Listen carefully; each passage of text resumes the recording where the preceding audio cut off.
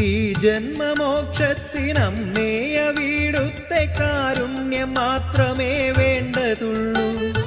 ജീവിത പാതകൾ നിർഭയം താണ്ടിടാം തവ പാദമെന്നും വണങ്ങിയെന്നാൽ ഈ ജന്മമോക്ഷത്തിനമ്മേ അവിടുത്തെ കാരുണ്യം മാത്രമേ വേണ്ടതുള്ളൂ. ജീവിത പാതകൾ നിർഭയം താണ്ടിടാം തവ പാദമെന്നും വണങ്ങിയെന്നാൽ